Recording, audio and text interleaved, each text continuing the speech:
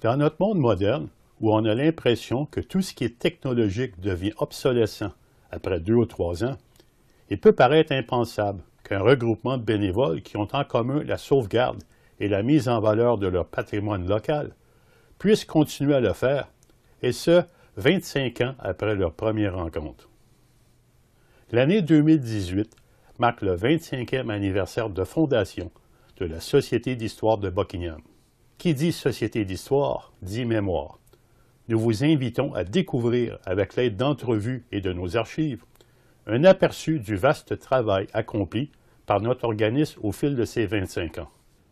Alors, moi, ce que je me souviens de Buckingham, moi j'arrive d'Aylmer, puis j'ai toujours été intéressé par les maisons patrimoniales. Puis parce que Aylmer, c'est riche en maisons et bâtisses patrimoniales, j'ai voulu me trouver une maison ancestrale. Puis ça a pris quand même assez de temps. Et j'ai tombé aussi sur une maison ici à Buckingham que j'ai tombé en amour avec.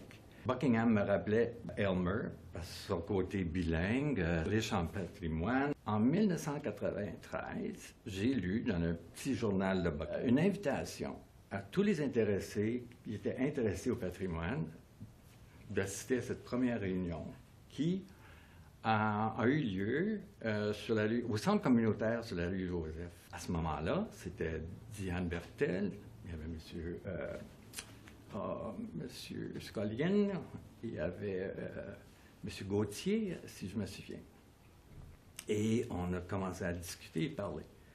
Puis c'est comme ça qu'est venu, parce que la ville, à ce moment-là, qui était gérée, dont le maire était Réginald Scollien, qui était en faveur, il avait poussé qu'on ait quelque chose ici, sous forme pour pouvoir se souvenir d'un patrimoine, parce que Buckingham, c'est très riche en patrimoine. Et je me souviens de la rencontre qu'on avait eue, une des rencontres, les premières rencontres qu'on a eues, c'était chez Diane Bertel et M.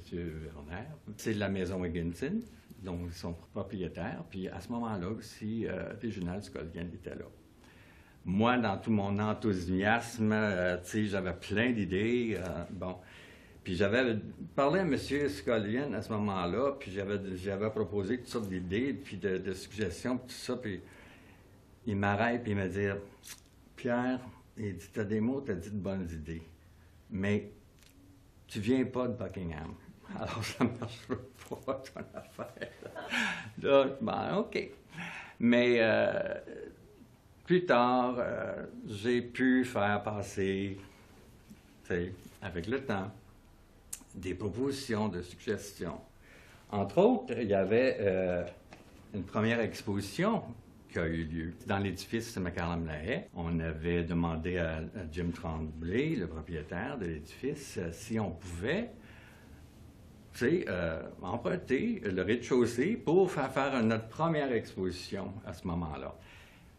Puis moi, ça donnait bien parce que je travaillais au musée canadien des civilisations, aujourd'hui appelé Musée d'histoire, et j'étais chargé de projet d'exposition. Alors j'ai pu emprunter quelques vitrines et des trucs comme ça pour pouvoir monter notre exposition. Puis on avait des artefacts, puis il y avait quelqu'un qui se connaissait en électricité, puis on avait des lumières sur les œuvres, sur nos vitrines, et puis c'était vraiment magnifique. Tout le monde a mis la main à la pâte. Puis je me souviens, John Bastien, je me souviens, Lucie qui était là, je me souviens de Bruce Hunt, Alan Todd et leurs épouses.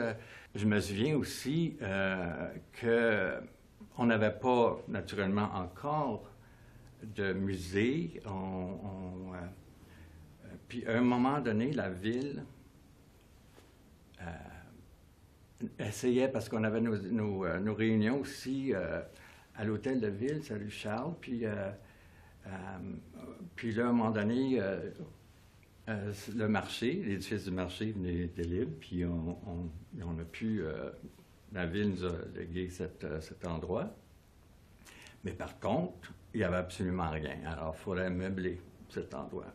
Puis je me souviens, on est parti, Diane Bertel et moi, à la recherche de mobilier et de vitrines et tout, pour vraiment remplir le musée.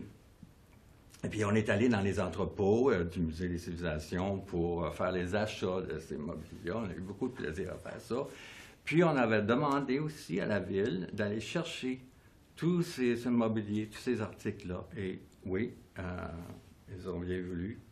Ils sont venus ici pour nous aider à faire les installations.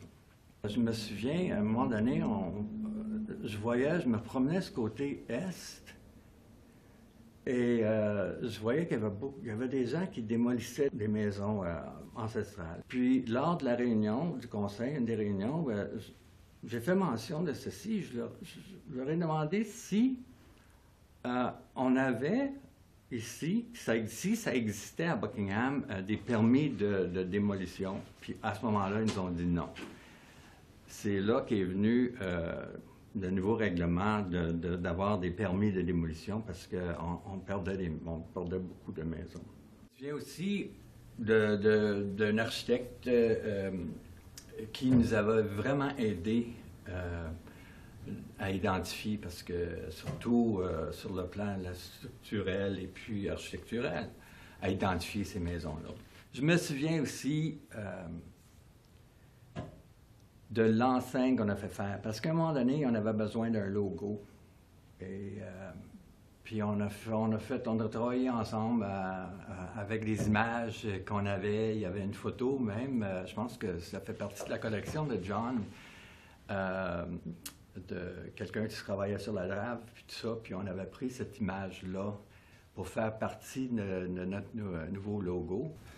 I should go back and say that interest in the Historical Society started with the centennial in 1990, where there was a historical committee that was responsible for two things.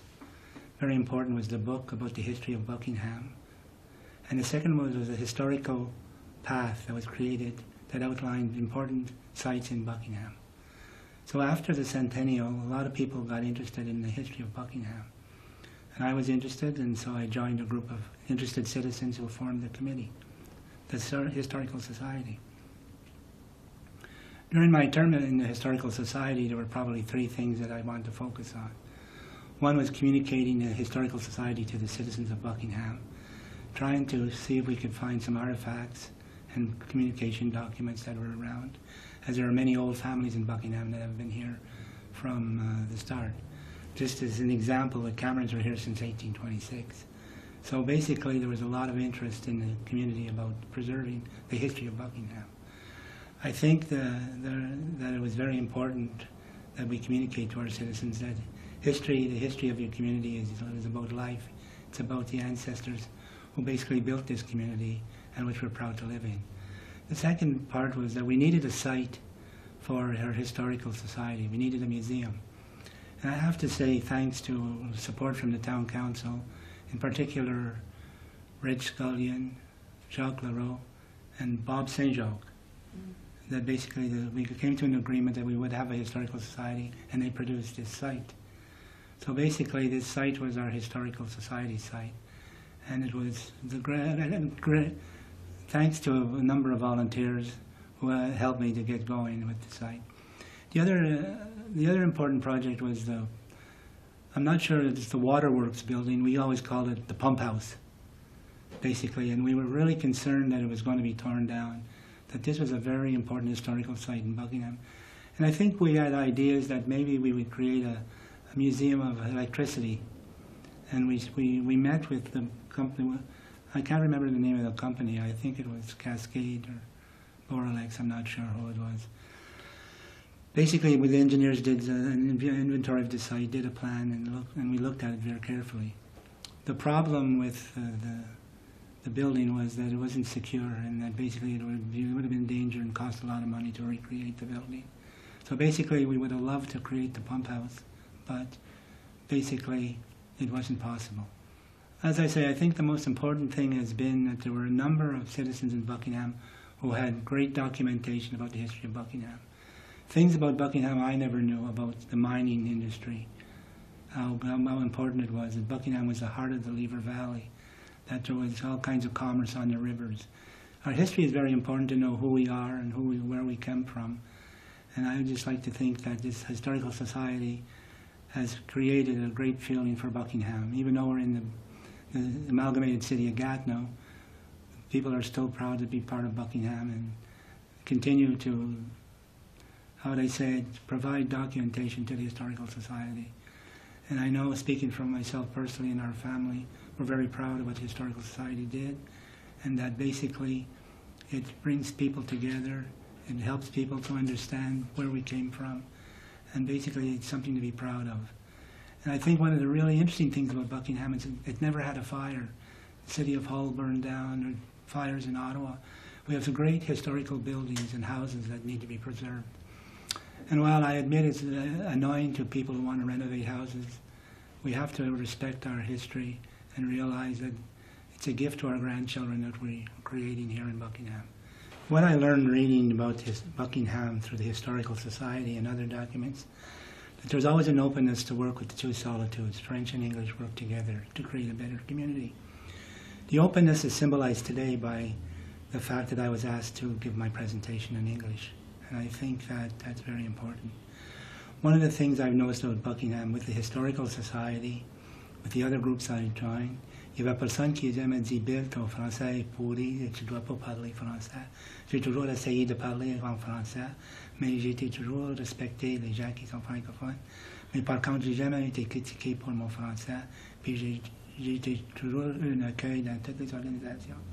And I think it's important for all the English-speaking population to participate in organizations like the Historical Society, the Food Bank, Lions Club, because we have a role to play in this community. We played a strong role in the past. There's no reason why we can't continue. Je suis une 4e génération dans la ville de Buckingham. Mon père était le premier coiffeur dans Buckingham. Ça a l'air qu'il touchait bien des têtes à des femmes à Buckingham. Ma grand-mère était modiste de chapeau. Puis mon arrière-grand-père, il y avait un hôtel. Bon, ceci étant dit, j'ai toujours aimé l'histoire. J'ai toujours conservé beaucoup d'artefacts. Et puis en étant présidente de la Société d'histoire, ça m'a permis de rencontrer des personnes très riches de connaissances, de partager leur savoir. Je me rappelle de M. Calden, différentes personnes qui ont travaillé à McLaren, des gens qui ont côtoyé ma famille aussi. Mais ce qui a été bien aussi, c'est qu'on faisait différents projets thématiques pour permettre aux jeunes de connaître ce qui étaient les métiers dans le passé. De voir comment les femmes travaillaient fort. Il n'y avait pas besoin d'aller dans un gym, je garantis. Les faire repasser étaient déjà assez pesant, merci. Après ça, pour laver le linge, c'était compliqué aussi. La cuisine. Ça fait que je me rappelle d'une Madame Chartrand qui faisait du métier. Madame Dionne qui a partagé ses connaissances, qui a travaillé... mon Dieu, elle n'a jamais regardé les heures qu'elle déployait. Et puis, il faut dire que la ville de Buckingham est riche aussi. Côté sportif, le hockey, le curling, au niveau des connaissances, le couvent, le collège Saint-Michel, l'hôpital Saint-Michel de Buckingham, qui monte en 1906, qu'on a même fêté le centenaire, l'église Saint-Grégoire de Nazianze. Ce que je trouve déplorable, c'est ça. Il y a certains édifices qui auraient dû être conservés. Si on pense à notre bureau de poste qui était à la rue Denis dans le temps, c'est pas d'aujourd'hui qu'on change les noms dans la ville de Gatineau, Buckingham en tout cas. Et puis, ce que j'encouragerais aussi les gens, c'est d'apporter les artefacts ou des documents. Comme je vous dis, là, on parle de la rue Denis. Ça, on le voyait dans certains registres téléphoniques qui existaient de Buckingham. Il y a différents volumes aussi, quand il y a eu la fête du centenaire de Buckingham, le bulletin de Buckingham quand il a fêté aussi. C'est précieux de conserver ces documents-là. Juste le travail que Roméo Lorrain avait fait dans le passé aussi. C'est important. On ne peut pas savoir qui on est sans connaître un peu notre passé aussi. La Société d'histoire m'a aidé personnellement au niveau des arbres généalogiques de ma famille. Fait que je pense que c'est important de se référer aux bonnes instances puis qui nous dirigent parce qu'on peut perdre beaucoup de temps qui est précieux pour faire des arbres généalogiques. Puis il y avait une dame Paquette de mémoire, là, qui avait fait un travail là, de côté de sa famille qui, moi, m'a dirigé beaucoup. Fait que je pense que c'est important de venir à la Société d'histoire, de voir ce qui est possible, de voir ce qui existe à l'heure actuelle, ce qui a été fait, puis on doit voir à perpétuer aussi là, le travail qui a été accompli dans le passé. Vers 1999, là, on a commencé à ouvrir le musée les fins de semaine. On a commencé à avoir des présences bénévoles parce qu'on faisait des expositions avant et on avait seulement des présences très occasionnelles. À partir de 99 ou autour, en tout cas, on a fait des ouvertures les fins de semaine avec des dames bénévoles, dont notre bonne Madame Dionne qui était là tous les dimanches et qui a fait beaucoup de bénévolat et avec d'autres dames là, qui venaient chaque fin de semaine. Ça a été une première chose qui nous a amené à aller plus loin. Amené à aller plus loin dans le sens d'essayer d'avoir des fonds, un peu plus de subventions, d'argent, pour être capable d'ouvrir plus fréquemment le musée que de faire juste une occasion ici et là. Et ça a commencé aussi avec des subventions qu'on a eues, par exemple. Notre ministre Macmillan Dalton, qui était là, nous donnait un certain montant par année qui nous permettait de payer un petit peu des étudiants pour venir nous assister. Ensuite, la ville, on a fait des demandes de subventions. On a débuté avec le maire qui était là dans le temps, M. Larreau et compagnie. Et on a venu à bout d'avoir une subvention générale de base pour avoir une certaine présence plus fréquente. Et ça a roulé comme ça, là, graduellement. Et vers les années 2000 ou fin 99, on s'est attaqué particulièrement au patrimoine. On a essayé de revoir ce que c'était le patrimoine de Buckingham. On faisait des demandes de subventions à notre ministre fédéral et on réussissait à avoir des heures d'emploi d'été pour être capable d'ouvrir le musée au moins une certaine période. Donc, ça a été une première qui nous a fait progresser, là, le fait qu'on soit capable d'ouvrir certaines périodes plus grandes. Et bon, ça nous a permis aussi de faire des projets spéciaux. On a fait un projet spécial sur le patrimoine comme tel. Un étudiant qu'on avait embauché qui a fait tous les relevés des bâtisses de Buckingham. Et il nous a produit un beau volume, mais on avait tous les données de base des bâtisses de Buckingham. On avait aussi agrémenté ça de photos. Et bon. Et ça a parti là, tout un bon cheminement pour la conservation du patrimoine. Le premier employé qu'on a eu, ça a été Julien David. Je garde de très bons souvenirs des 10 mois que j'ai passés ici à la Société d'histoire en tant qu'agent de projet. J'ai eu la chance de côtoyer des gens qui avaient beaucoup de vécu, qui avaient vécu ici pendant des années et qui m'en ont beaucoup appris sur l'histoire de Buckingham. Je pense entre autres à M. Bertrand qui habitait juste de l'autre côté ici de la rue, à M. Collin. J'ai eu la chance de travailler sur des projets aussi intéressants les uns que les autres, aussi diversifiés les uns que les autres. Par exemple, travailler sur une exposition temporaire, sur les clubs sociaux, la production d'un calendrier patrimonial, d'une brochure patrimoniale, d'une soirée fête du Mardi Gras, d'une soirée dansante, plusieurs autres petits projets. Aussi, j'ai eu la chance de travailler avec des gens qui étaient toujours prêts à m'aider. Je pense à Lucie Brazo, Carole Aucœur, les membres de la Société d'histoire qui venaient de temps en temps, comme Mme Dionne. Ensuite, on a eu avec le mouvement touristique Basse-Lièvre. C'était un organisme de Notre-Dame-de-la-Salette, une dame qui avait parti ce mouvement-là. Et elle avait réussi à avoir un petit kiosque d'information sur la route 309, là, vers Notre-Dame-de-la-Salette. Et à un moment donné, elle est venue nous voir, elle quittait la région, puis elle ne savait pas trop à qui faire appel pour que quelqu'un prenne en charge. Donc, on s'est impliqué là aussi. Le ministère du Tourisme, qui subventionnait, nous avait permis d'avoir les montants d'argent que cette dame-là avait pu laisser. Il y avait eu, je pense que c'était un 2005 ou 2006. qu'on avait eu de l'organisme. Et ça, évidemment, ça nous assurait un certain fonds. Là, on était bien, bien contents. Et là, en ayant ces contacts-là avec le ministère du Tourisme, on avait ouvert un petit poste d'info touristique ici, durant l'été, qui amenait un deuxième employé durant l'été, parce que les subventions permettaient, à cause du tourisme, d'avoir un deuxième employé. La fusion a quand même été quelque chose qui nous a surpris parce qu'on s'y attendait pas trop. Et on a tenté de conserver tout ce qu'on avait et on a réussi à le faire, à garder notre autonomie ici, là, parce qu'il y avait été question un bout de temps peut-être qu'on ferait plus une régionale avec tout ça et qu'on était dans une mentalité de regroupement. Là. Et on est venu à bout de sortir avec conserver notre propre société d'histoire ici, notre musée, notre endroit. C'est en 2006, suite à un article dans le journal au sujet de la grève de 1906 à Buckingham, que je me suis intéressé à l'histoire locale. Retraité et ayant une formation d'enquêteur et d'analyste, j'ai entrepris de faire des recherches qui m'ont amené à rédiger une analyse des événements et par la suite, je me suis joint à la Société d'histoire comme membre du conseil d'administration. À cette époque, la Société avait été sollicitée par la ville de Gatineau pour participer au comité précurseur de ce qui, après quelques années, était pour éventuellement devenir le réseau du patrimoine gatinois en 2009. Nous avons aussi collaboré au projet de 5 panneaux historiques qui ont été érigés près de la place McLaren, ainsi que l'élaboration d'un circuit patrimonial pour Buckingham et un pour Masson.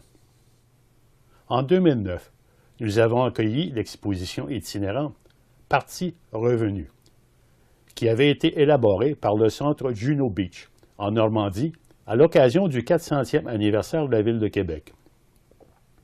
L'exposition soulignait la participation de 12 vétérans québécois d'origine normande qui avaient participé au débarquement du jour J en Normandie en 1944. Un d'entre eux, M. Pierre Dubuc, natif de l'Outaouais, était présent à l'ouverture de l'exposition. En collaboration avec le Club optimiste de Buckingham et la télévision communautaire de la vallée de la Basse-Lièvre, nous avons produit le concours « Ton défi, ton histoire » pour les étudiants des écoles de Buckingham. Le concours consistait en un jeu questionnaire télévisé où les finalistes avaient la chance de gagner une bourse en argent. De cette première expérience avec la télévision communautaire, s'est ensuivie la production de la longue saga de Buckingham. Un documentaire de 2 heures sur les 120 ans, à l'époque, de l'histoire de Buckingham. En 2010, la Société a reçu un don inusuel de Mme Lauren Robinson, sa vaste collection de poupées. Inusuelle par la quantité. En effet, elle avait collectionné plus de 10 000 poupées et accessoires au cours des ans. C'est dans ces occasions que le support de la communauté est crucial. Une équipe d'une trentaine de volontaires s'est formée et les entreprises Branchot ont fourni l'entreposage gratuitement pendant 3 ans. Dans l'impossibilité de créer une exposition permanente, il fut décidé de léguer le don au Centre de pédiatrie sociale de Gatineau pour qu'il puisse générer des activités de levée de fonds au bénéfice des enfants de la région. En 2011, avec l'ensemble des organismes œuvrant dans le patrimoine sur le territoire de la ville de Gatineau, nous avons participé à l'élaboration de la politique du patrimoine. La coopération avec les organismes locaux est aussi importante pour la mise en valeur du patrimoine, qu'il soit matériel ou immatériel. C'est ainsi qu'avec le regroupement des gens d'affaires de la Basse-Lièvre, nous avons participé à plusieurs activités, dont notamment Noël au village. À l'Halloween, avec un concours de sculpture de citrouilles. Et pendant quelques années, la marche dans le brouillard du temps, où le personnage de Stanislas Pascal Franchot guidait les participants au travers de Buckingham, tout en racontant le passé.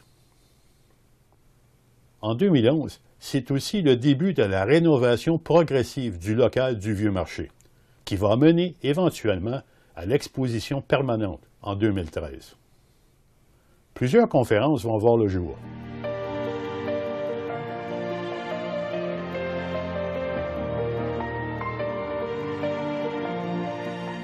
La Société a aussi participé activement aux activités patrimoniales durant la période estivale. En outre, avec les randonnées en canot Rabasca, où l'histoire de la rivière du Lièvre est racontée aux participants, tout en explorant le patrimoine naturel de la rivière. En 2013, en partenariat avec le ministère de la Culture et des Communications, la Ville de Gatineau et le Réseau du patrimoine gatinois, l'exposition permanente Buckingham Ville Énergie va voir le jour. L'exposition se démarque par l'utilisation de méthodologies traditionnelles et l'inclusion de technologies modernes qui permet de maximiser la diffusion d'informations dans un espace physique relativement restreint. En 2014, suite à une subvention provenant des surplus de l'ancienne ville de Buckingham, la Société d'histoire, en partenariat avec la télévision communautaire de la Basse-Lièvre, va entreprendre la production, sur une période de 4 ans, de 20 capsules de mémoire vivante, où des événements importants de l'histoire de Buckingham sont remémorés par nos aînés. Un deuxième volet de la subvention comprenait un projet de sauvegarde des archives de la télévision communautaire de la Basse-Lièvre. Plus de 60 vidéos ont pu être sauvegardées en format numérique. Suite à ces 2 projets, la Société a produit plusieurs autres vidéos qui documentent divers aspects de notre patrimoine. Par exemple, le 175e anniversaire de la paroisse de Saint-Grégoire de Nazianze, la numérisation d'anciens films tels que la campagne électorale de M. Roméo Lorrain, une vidéo sur le patrimoine industriel avec les cheminées d'équilibre de Masson. Nous avons aussi, au cours des ans, inauguré un programme de numérisation de matériel archivistique. Films, cassettes vidéo, photos, documents, audio et autres ont été numérisés et archivés. En 2015, nous avons effectué une refonte en profondeur de notre site Internet qui avait été mis en ligne en 2005. À cette époque, le site contenait uniquement de l'information sur le patrimoine bâti de Buckingham. Avec la refonte, nous couvrons maintenant tous les types de patrimoine local. On y retrouve plus de 1000 photos et des centaines de documents. Nous avons développé, en partenariat avec le Café des artistes de la Lièvre, des repas-conférences où les convives sont servis un menu en relation avec le thème de la conférence. Depuis maintenant 4 ans, nous participons au mois de l'archéologie en août, en invitant des archéologues comme conférenciers. Au cours de ces 25 ans, la Société d'histoire de Buckingham a reçu plusieurs dons de matériel archivistique ainsi que d'artefacts en lien avec l'histoire locale. Ces archives et artefacts sont conservés précieusement et servent à documenter notre histoire. Nous tenons à remercier tous ces donateurs qui, de par leurs gestes, assurent la transmission du savoir historique du secteur. Certains de ces dons se distinguent. J'aimerais en souligner quelques-uns.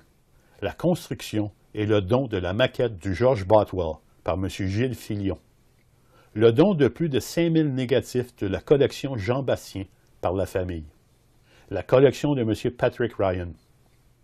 Les archives du club de vol à voile de Buckingham par M. Michel Bastien. Le don d'1 millier de diapositives par la famille de M. Germain Pilon, photographe de Masson. Don de vidéos personnelles par M. Viateur Pagé sur les installations de la compagnie McLaren.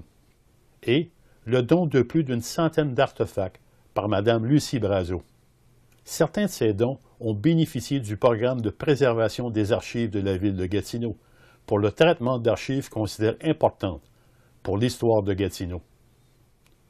Nous tenons aussi à exprimer nos remerciements les plus chaleureux à nos membres et à nos bénévoles pour nous avoir supportés dans tous nos projets, aux membres du conseil d'administration qui sont le moteur caché de la société, à nos donateurs. Sans eux, nous ne pourrions mettre en valeur notre patrimoine, à nos employés, sans lesquels nous ne pourrions offrir l'accès au public, à nos partenaires corporatifs qui n'ont cessé de nous supporter, à nos aînés qui ont participé au projet de mémoire vivante, et à nos bailleurs de fonds et subventionnaires, notamment la Ville de Gatineau, le ministère de la Culture et des Communications, ainsi que le Programme fédéral des emplois d'été. Nous devons aussi penser à l'avenir. Un des défis importants auxquels nous sommes confrontés est d'assurer une continuité à l'intérêt du public pour l'importance de la conscientisation de notre patrimoine. Pour ce faire, la Société œuvre dans des projets qui sensibilisent les jeunes et les nouveaux arrivants. Nous supportons le projet du Réseau du patrimoine de Gatineau et de l'Outaouais de doter la région d'un musée régional. Nous sommes aussi à l'affût de méthodologies ou de tendances qui pourraient faciliter l'engouement pour la connaissance du passé. Une telle opportunité se présente présentement à nous. Il s'agit de l'univers imaginaire du steampunk, une mouvance populaire basée sur les machines à vapeur de la révolution industrielle, l'habillement de l'époque victorienne, combiné avec la science-fiction. Le riche patrimoine industriel de Buckingham, datant du 19e siècle, se prête particulièrement bien à un rôle de toile de fond aux participants de cette mouvance. Le steampunk permet de servir de vecteur pour créer des scénarios où l'histoire et l'imaginaire se côtoient, pour faciliter la mise en valeur de notre patrimoine industriel et historique, tout en se divertissant. Sur ce, souhaitons longue vie à la Société d'histoire de Buckingham pour qu'elle continue à œuvrer à la sauvegarde et à la mise en valeur de notre patrimoine.